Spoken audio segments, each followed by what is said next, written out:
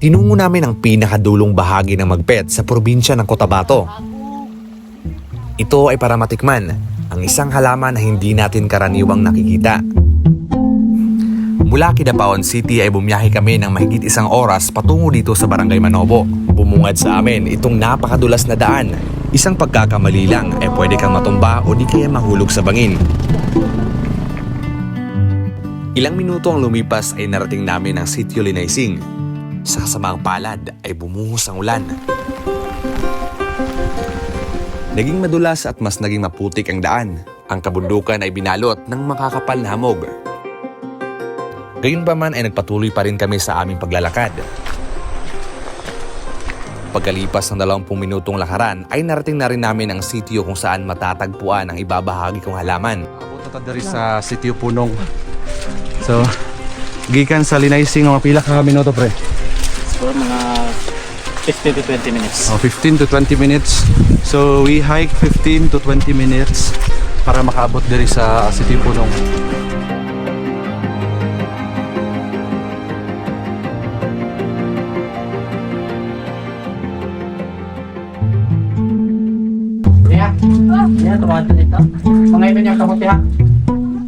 Hapon na nang marating namin ang sityong ito, kaya dito na kami magpapalipas ng gabi.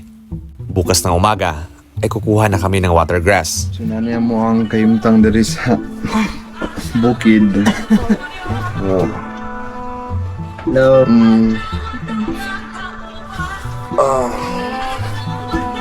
So tugnaw kayo.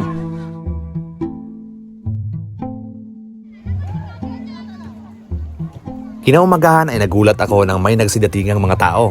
Kahapon kasi ay iilan lamang ang aking nakita. Ngayon ko lang nalaman na umaakyat pala sila dito upang makapagsimba.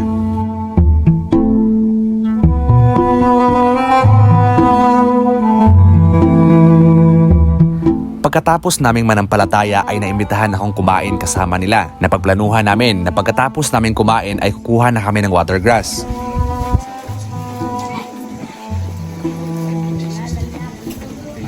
Amen. Napakasarap manirahan sa ganitong klaseng lugar, lalo na kapag ganitong komunidad ang kinabibilangan mo. Lahat ay may disiplina, nagkakaisa at nagtutulungan. So, bago na gid minahuman og simba. So, karon ako ipakita sa inyo nga usa ka utan nga dili karaniwan nga ginahanda or ginaluto sa syudad. Actually, tagsara kay ni siya nga utan. Last week nakita na ko ni siya nga gulay tong pagsuroy namo sa mati. Kauban si Kuya Noni. And I'm very curious kung saan siya nga gulay. So karon ang mga tuan, amo siyang ipakita sa inyo ha. So muna siya ang Moloso River mo tuan karon. Kay dinha nga river galaray ang daghan kayo nga watergrass. Okay. So kanang watergrass kanang asa man gyud siya kadalasan matubo. Sa kanang mga tubig-tubig pre pero diri gyud mostly sa punong. Moato man Punong. kasauban pero dili kay daghan. Pero kung Basta suwaya mga- na to nga itanom siya sa mga tubigon nga kuan, nga mga parte. Motorok siya, Motorok pre, siya. pero ang katambok lahi ra gyud. Okay. So makita na to niya kung unsa ang difference sa kuan watergrass nga nasa punong ug sa area nga wala sa punong. Sige. Ito ang Malaso River. Dito kadalasan tumutubo ang napakaraming watergrass. Alam kong karamihan sa inyo ay hindi pamilyar kung ano ang gulay na ito.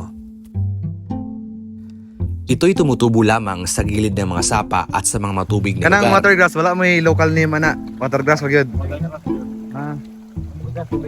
Ayon sa kanila ay wala raw itong lokal na pangalan. Tanging watergrass lamang ang kanilang tawag dito. Nakilala ko dito si Liam at si Soysoy.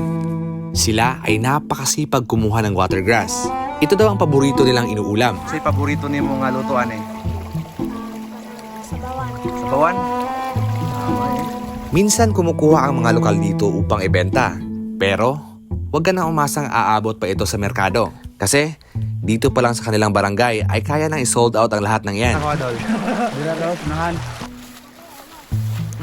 Marami-rami na rin ang aming nakuha. Sakto na ito sa pang-ulam namin. So ang yani kadaghan ang ilang nakuha. So mga pila na kakakuan. Pila ka pamilya, pila ka tao mga kaonan ni? Tulo ka pamilya nga. Tulo? Tulo na. Ano ang dagway sa watergrass? Dahil sapat na ang aming nakuha, ay bumalik na kami sa sitio. Sa sulod ani nga balay kay diri gina tapok tanan mga na-harvest, then ilahang ibugos-bugos para ibaligya. So, ara. Sa kuda si Junard Amoy. Karede ang bagong harvest So, asa po ninyo ni gi-harvest? sa linaw. Sa linaw. Asa nang dapit ang linaw? Ay, Ada lang sa ubos. So, unsa man ang inyong ginahimo karon? Abong ibugos. Okay. So, inyo na ibaligya. Oh, So, pila po ang baligya ninyo sa isa ka inani, tapok? jeez.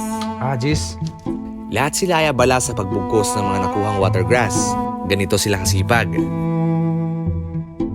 Sunod kong tiningnan ay ang kanilang pagluluto ng watergrass. Amoy pa lang ay alam kong napakasarap nito. Mga sabaw. Kay wa may lamig way sabaw. May nay sabaw. Maayong adlaw. Ang watergrass adunay lahi-lahi ug klase-klase sa pagluto. Ang ginagitawag mo ni ang sinabawan. Sa huli, tinikman ko na sa unang pagkakataon kung ano nga ba yung lasa ng isang watergrass. Napakasarap pala. Dito ko napatunayan kung bakit gustong-gusto ito ng mga lokal dito.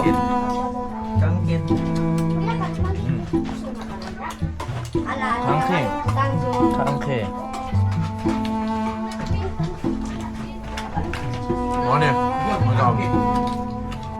Maraming salamat sa inyong panonood.